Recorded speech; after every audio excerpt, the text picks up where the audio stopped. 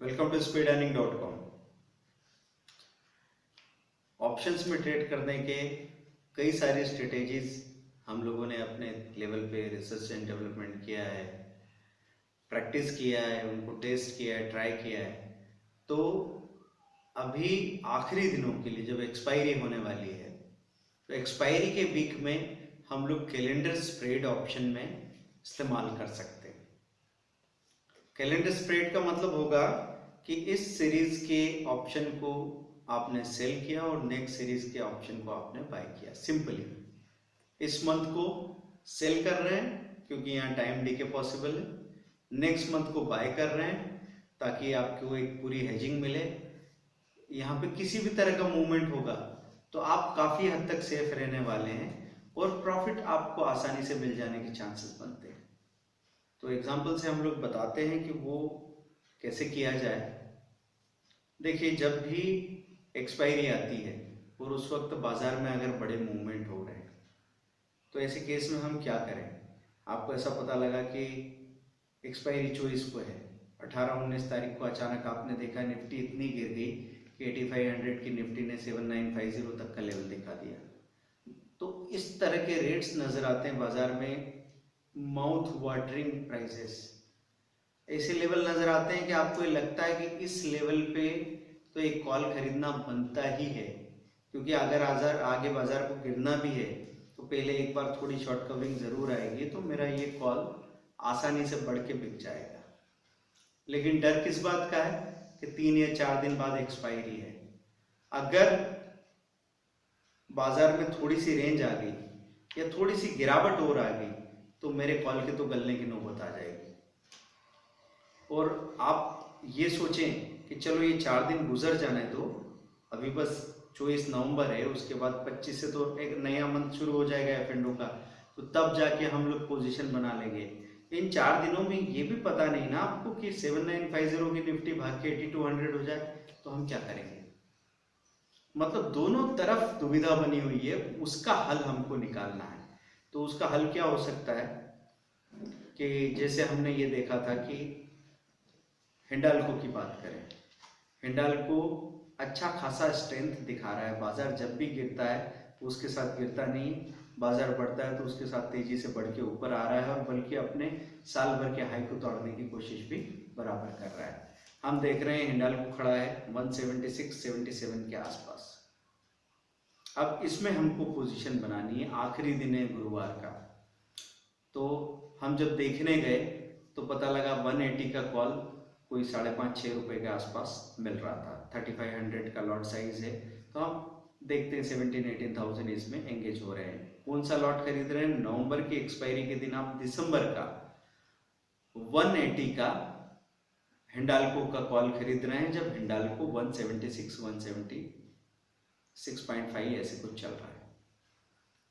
Metal sector सबसे ऊपर है, बाजार के गिरने पे भी ये नीचे नहीं गया है, जबकि ये कल भी बढ़ चुका है। तो इसका मतलब इसमें सेलिंग नहीं आ रही है, अपनी बाइंग की पूरी ताकत दिखा रहा है। तो 180 का कॉल हमने खरीद लिया। अब 6 रुपए का कॉल खरीदा है तो इसको संभालने के लिए इस महीने का कॉल बेच भी दें, ताकि अगर अचानक से हिंडाल्को में गिरावट आ जाए तो 6 का कॉल वो गिर के 4 या 3 रुपए रह जाएगा। तो इसको संभालने के लिए इस महीने जब हमने देखा 180 की कॉल की क्या हालत है नवंबर के, भाई अगले महीने का दिसंबर का कॉल तो 5.5-6 रुपए है जो बताया हमने आपको। नवंबर का 180 का कॉल देखने गए तो 40 पैसा।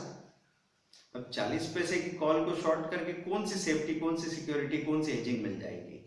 तो हमको देखना पड़ा कि अभी थोड़ा देखो 2-3 रुपए तक क्या मिलेगा। तो 175 का इन द मनी कॉल हमको नजर आ रहा था। 176 खड़ा है, 75 का इन द मनी कॉल अगर बेचते हैं तो ज्यादा दिक्कत नहीं है। अगर यहाँ से 2-3 रुपए भी गिर जाता है हिंडाल्को तो खतरा आएगा अगले महीने के कॉल को। अगले महीने का कॉल नीचे आएगा, बहुत ज्यादा नीचे नहीं आएगा क्योंकि पूरा महीना पड़ा है। तो अगर ये 2-3 रुपए गिरेगा तो 175 का कॉल आउट ऑफ मनी हो जाएगा। तो इन द मनी के कॉल में डीके तो कम होगा, लेकिन आउट ऑफ मनी होने के बाद तो डीके होगा ना, तो ये हमको प्रीमियम डीके पूरा मिल जाएगा। तो वहां 6 का कॉल अगर 4 रुपए 3 रुपए हो गया तो यहाँ 2 रुपये का कॉल 5 पैसे भी रह जाएगा या 25 पैसे भी रह जाएगा, तो 1 रुपये 75 पैसा 2 रुपये की आपको पूरी तरह से हेजिंग मिल जाएगी। बाजार अगर न बढ़ा न गिरा तो भी टाइम डिके तो होने वाला है, तो उधर वाला कॉल तो गिरेगा नहीं आपका, अगले महीने वाला दिसंबर वाला, लेकिन नवंबर वाला कॉल तो नीचे जाएगा ना। अगर ये 1 रुपये भी नीचे आ गया तो आराम से आप 3500 कमा लेते हैं। इस तरीके से कैलेंडर स्प्रेड में काम हो सकता है, लेकिन ये महीने के आखिरी 3 दिनों में, मतलब एक्सपायरी वाला जो मंथ हो रहा है ना, हमारा जो रेगुलर मंथ है उसकी बात नहीं कर रहे हैं, F&O का जो मंथ है एक्सपायरी के 3 दिन 4 दिन पहले ही हम इसको कर सकते हैं। कारण क्या है कि शुरुआती दिनों में जब आप देखने जाएं तो जब से आपको ऐसा लगने लगे कि अगले महीने की प्रीमियम में भी बिड और आस्क का रेट डिफरेंस खत्म हो गया है और वॉल्यूम आने लगा है, तब तो आप उसको कर सकते हैं। लेकिन जनरली गैप रहता है, हम मान सकते हैं कि 15-20 तारीख तक तो पक्का गैप रहता है, उसके बाद ये चांसेस बनते हैं कि वो गैप खत्म हो। गैप कैसा कि मैं देखने जाऊं अगर कि दिसंबर का हिंडाल्को का 180 का कॉल और वहाँ पे रेट दिख रहा है 6 रुपये का, सेलर खड़ा है 7.5 का बायर खड़ा है, इस तरह की कोई चीज़ दिख रही है, मतलब 7.5 का सेलर खड़ा है 6 रुपये का बायर खड़ा है, तो ऐसा 1-1.5 रुपये का डिफरेंस अगर नज़र आ रहा है तो फिर वो ट्रेड करने लायक नहीं है, क्योंकि 7.5 में खरीदें तो अभी के अभी बेचने पे 6 रुपये में बेचना पड़ता है, 1.5 रुपये का नुकसान सीधे सीधे, 3500 का लॉट साइज है तो 5000 रुपये का रिस्क तो वैसे ही खड़ा कर लिया। और इतनी बड़ी गैप होने का मतलब ये है कि उस स्ट्राइक प्राइस के कॉल में या पुट में वॉल्यूम नहीं आ रहा है, तो उसमें ट्रेड मत कीजिए। तो ये वॉल्यूम आने लगता है एक्सपायरी आने तक, एक्सपायरी जब करीब आने लग जाती है तो सोमवार, मंगलवार, बुधवार, गुरुवार को ये अच्छा आपको वॉल्यूम दिखने लगता है, बिड और आस्क की जो गैप है काफ़ी ख़त्म हो जाती है, तब आप कैलेंडर स्प्रेड का इस्तेमाल अच्छे से कर सकते हैं। और आखिरी दिन तो आपकी दिक्कतें थोड़ी बढ़ जाती है। अगर मंगलवार बुधवार की बात करें तो बेस्ट टाइम होता है जब प्रीमियम का टूटना भी बाकी है, इस महीने की प्रीमियम जिसको आप शॉर्ट करना चाह रहे हैं। जैसे टाटा मोटर के केस में हमने अभी कॉल दिया था, टाटा मोटर टॉप लूजर था, तो हमने क्या किया कि टाटा मोटर का 460 का पुट इस महीने का शॉर्ट किया और अगले महीने का 440 का पुट खरीदा। 460 का इस महीने का शॉर्ट क्यों किया? क्योंकि 460 वाला ही एट द मनी था, तो उसकी कुछ प्रीमियम नजर आ रही है जो बेचने लायक दिखती थी 3-3.5 रुपए के आसपास। और अगले महीने का 460 क्यों लिया, 440 क्यों नहीं लिया? क्योंकि 440 की प्रीमियम तो बहुत ज्यादा थी, वो 10-12 रुपए के आसपास दिख रही थी, तो 12 रुपए का पुट खरीदूं और वो आधा हो जाए तो 6 रुपए चला जाएगा। लेकिन मेरा तो टोटल इस बार का चार्ट किया हुआ पुट ही 3-3.5 रुपए का है, तो मुझे सिक्योरिटी या हेजिंग पूरी नहीं मिलेगी। तो मुझे अगले महीने का जो मैं पुट खरीद रहा हूँ वो ऐसी प्रीमियम का खरीदना चाहिए कि कम से कम 50% 40% का तो हेजिंग मुझे मिले। इस महीने अगर मैं 3 का पुट शॉर्ट कर रहा हूँ 3 रुपए प्रीमियम का, तो अगले महीने 6-7 रुपए के प्रीमियम तक का कॉल पुट बाय कर लेता हूँ। क्योंकि अगर टाटा मोटर अचानक पलट के भागने भी लग जाए तो मेरा पुट 6 रुपए से घट के 4 रुपए 3-3.5 रुपए आएगा, ज्यादा गिरेगा नहीं। क्यों नहीं गिरेगा?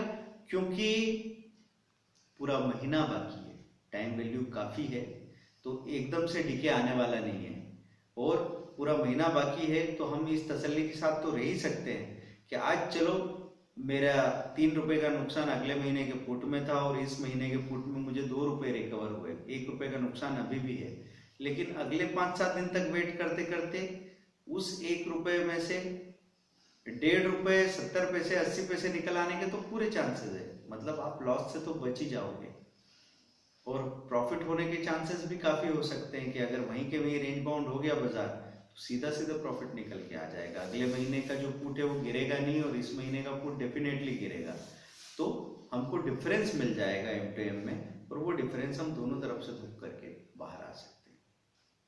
तो ये तरीका रहेगा कैलेंडर स्प्रेड का, इसको प्रैक्टिस कीजिए और देखिए क्या रिजल्ट्स आते हैं। Thank you very much, bye.